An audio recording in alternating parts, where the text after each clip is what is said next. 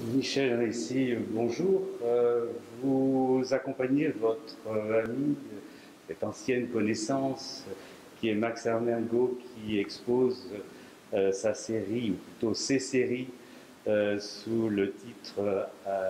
Antichambre à la Galerie du Château d'Eau. Vous êtes administrateur actuellement De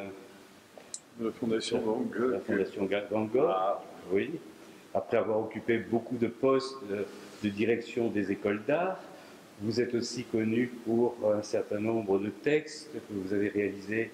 sur des peintres comme Jean-Michel Basquiat. Ouais. Et il se trouve que vous connaissez donc Max Armengaud depuis maintenant une bonne trentaine d'années, je crois, depuis 1991.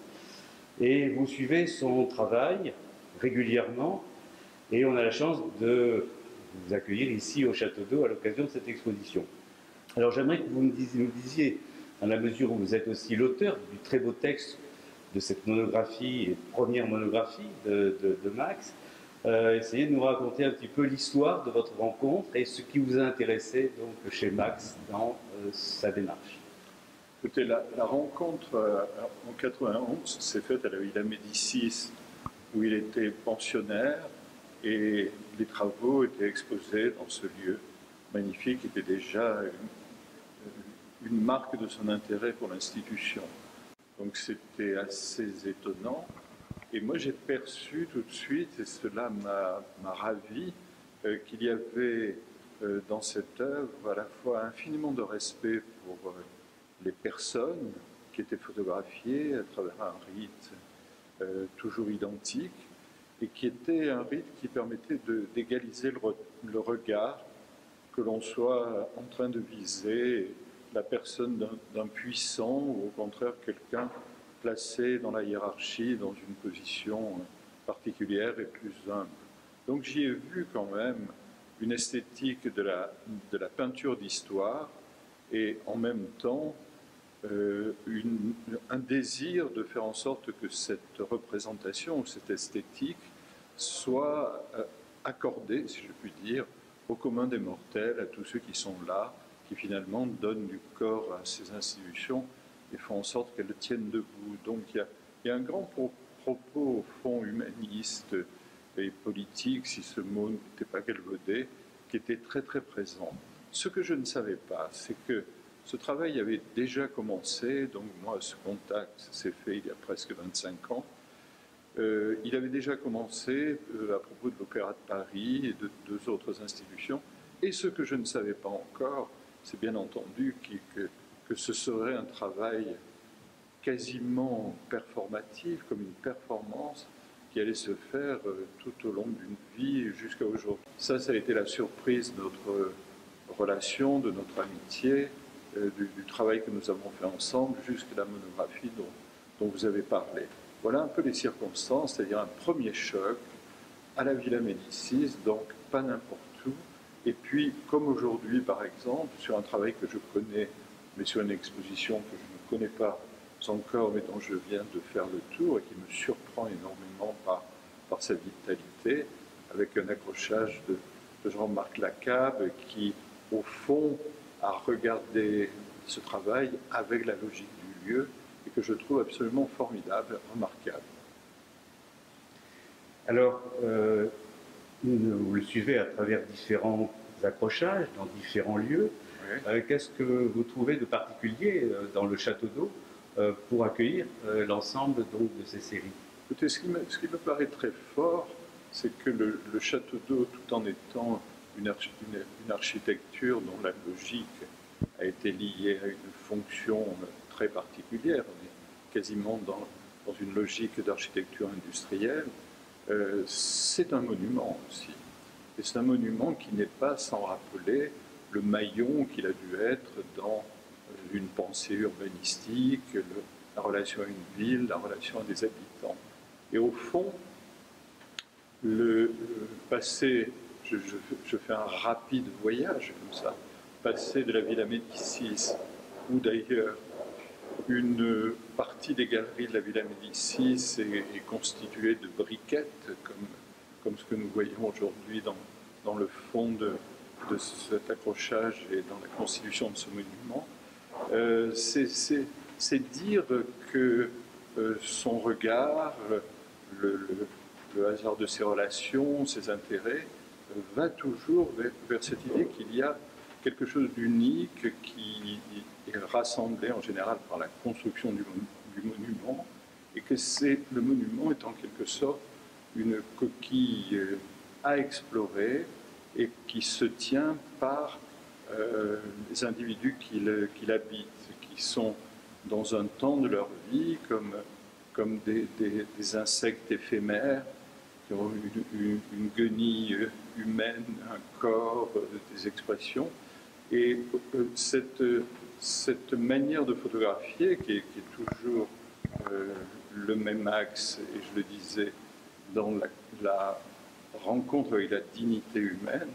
c'est le voyage qui nous fait faire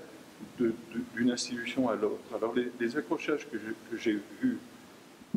tout au long de son travail, qui étaient beaucoup moins développés et qui ne pouvaient pas jusqu'à maintenant donner lieu à la publication d'une monographie, était cette chose toujours énigmatique, qui était que nous avions sous les yeux quelque chose qui avait une esthétique absolument irréprochable. Il ne faut pas oublier que la majeure partie du travail, ce sont des photographies argentiques, quelques-unes à la fin sont des photographies, des tirages numériques, et que ces photographies argentiques, par le travail de laboratoire, un travail d'orfèvre, ont toujours égalité de lumière, égalité de profondeur, centrage, emportent des espaces et des objets qui sont toujours très très étonnants de par leur présence. Et on sait ce qui est important dans cette image. Donc, de série en série, telles qu'elles ont été montrées en Europe, en France, au fur et à mesure que le travail se développait, il y avait 1, 2, 3, 4, 5, 6, 7 séries. Et aujourd'hui, cette grande boucle qui est effectuée et qui se condense dans une monographie, nous avons petit à petit, les uns et les autres, ceux qui ont été attentifs à son travail, découvert cette démarche, qui est une démarche que je qualifiais de performative, et que moi, après presque 25 ans de relation avec ce travail, je me suis permis de comparer à la démarche du personnage de Joseph K.